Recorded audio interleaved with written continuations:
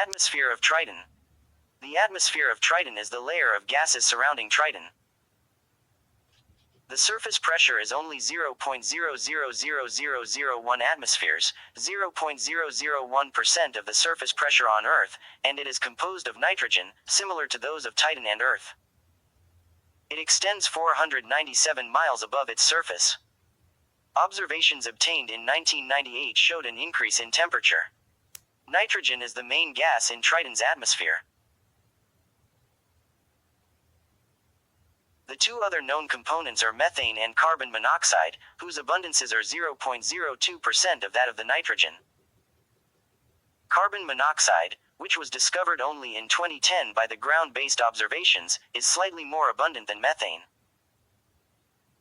The abundance of methane relative to nitrogen increased 4 to 5 times since 1986 due to the seasonal warming observed on Triton, which passed its southern hemisphere solstice in 2001. Other possible components of the atmosphere include argon and neon. Because they were not detected in the ultraviolet part of the spectrum of Triton obtained by Voyager 2 in 1989, their abundances are unlikely to exceed a few percent. In addition to the gases mentioned above, the upper atmosphere contains significant amounts of both molecular and atomic hydrogen, which is produced by the photolysis of methane. This hydrogen quickly escapes into the space, serving as a source of plasma in the magnetosphere of Neptune. Other solar system planets, dwarf planets, and moons with nitrogen-dominated atmospheres are the Earth, Titan and Pluto. Triton's atmosphere is well structured and global. The atmosphere extends up to 497 miles above the surface, where the exobase is located, and had a surface pressure of about 0.000001 atmospheres as of 1989. This is only 0.001% of the surface pressure on Earth. The surface temperature was at least minus 395.5 degrees because Triton's nitrogen ice is in the warmer, hexagonal crystalline state, and the phase transition between hexagonal and cubic nitrogen ice occurs at that temperature. An upper limit in the low 390s can be set from vapor pressure equilibrium with nitrogen gas in Triton's atmosphere. The most likely temperature was minus 391 plus or minus 2 degrees as of 1989. In the 1990s it probably increased by about 2 degrees, due to the general global warming as Triton approaches the southern hemisphere summer. Convection near Triton's surface heated by the sun creates a troposphere, a weather region, rising to an altitude of about 5 miles. In it temperature decreases with height reaching a minimum of about minus 400 degrees at the tropopause. There is no stratosphere, defined as a layer where heating from the warmer troposphere and thermosphere is balanced by radiative cooling. Son of a fucking whore cock suck asshole fuck. Higher regions include the thermosphere, 5 to 528 miles, and exosphere above 528 miles. In the thermosphere the temperature rises reaching a constant value of about minus 288.5 degrees above 186.5 miles. The upper atmosphere continuously leaks into outer space due to the weak gravity of Triton. Fuck my ass.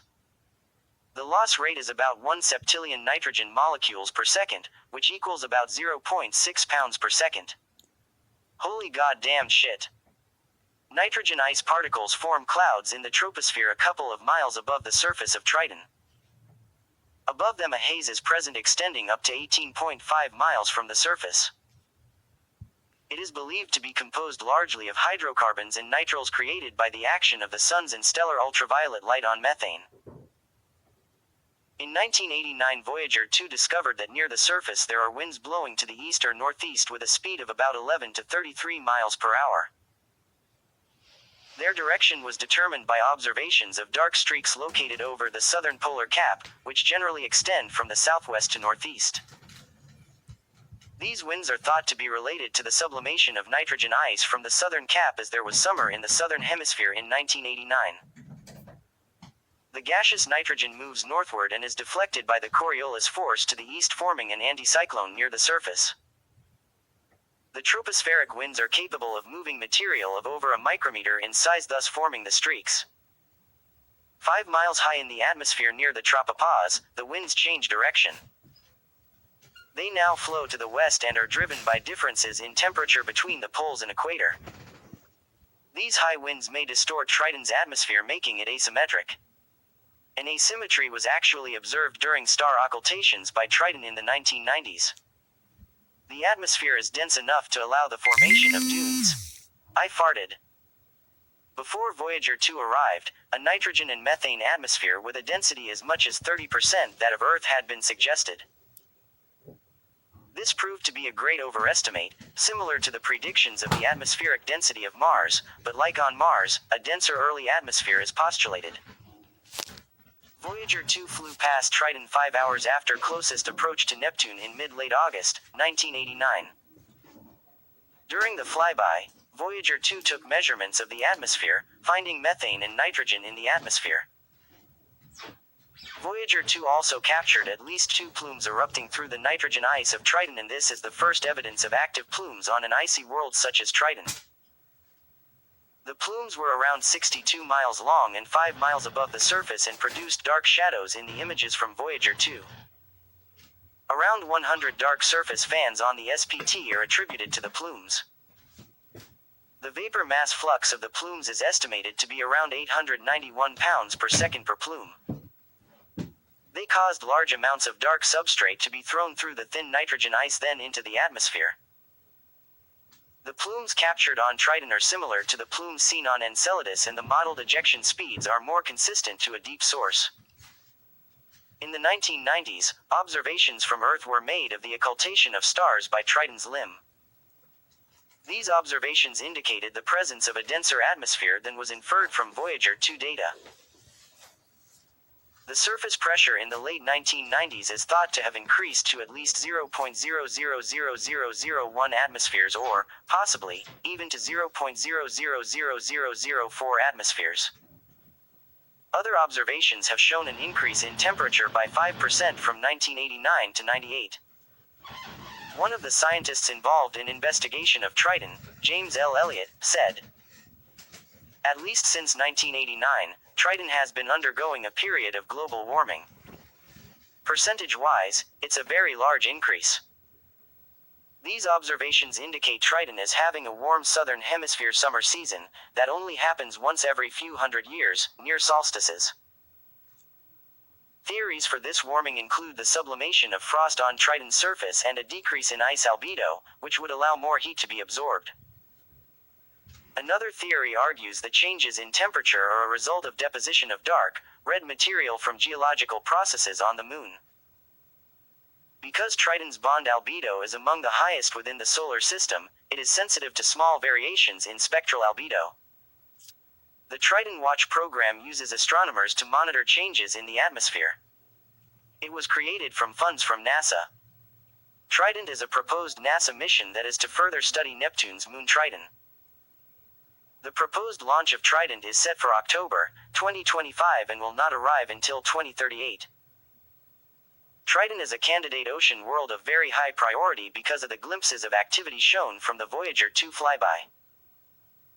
The origin of the activity seen from Voyager is still unclear, and this makes Triton very high on the list when it comes to investigating ocean planets. Triton would dramatically help in furthering our knowledge of the atmosphere of Triton as well as the activity from the surface plumes captured in Voyager 2.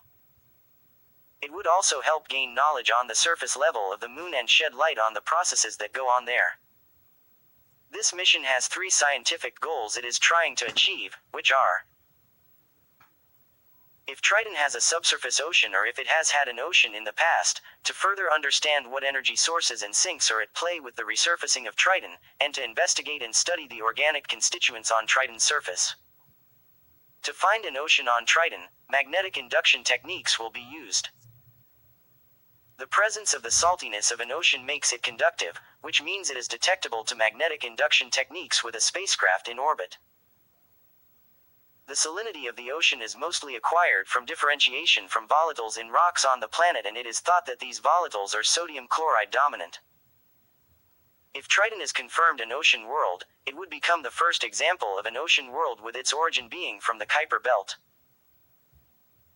To help achieve these goals, Triton would be equipped with a plasma spectrometer, a high-resolution infrared spectrometer with a spectral range up to 5 micrometers, as well as many other instruments. The Neptune Odyssey mission concept is a flagship-class orbiter equipped with atmospheric probes that is proposed to be sent into the Neptune Triton system. This mission would launch around 2031 and would be aboard the SLS Space Launch System, or an equivalent launch vehicle. The spacecraft would use a gravity assist from Jupiter and then would cruise for 13 years to its destination in the Neptune Triton system for its study. This mission will be trying to answer questions of: how do interior and atmospheres of ice giant form and evolve? Is Triton an ocean world, and what is the cause of the plumes seen on Voyager 2? And how the geophysics of Triton can help expand the knowledge of dwarf planets such as Pluto. Some measurements to be taken in this mission are: magnetic field, gravitational harmonics, spectroscopy, visible imager, ions and electrons, neutral mass spectrometry, and dust.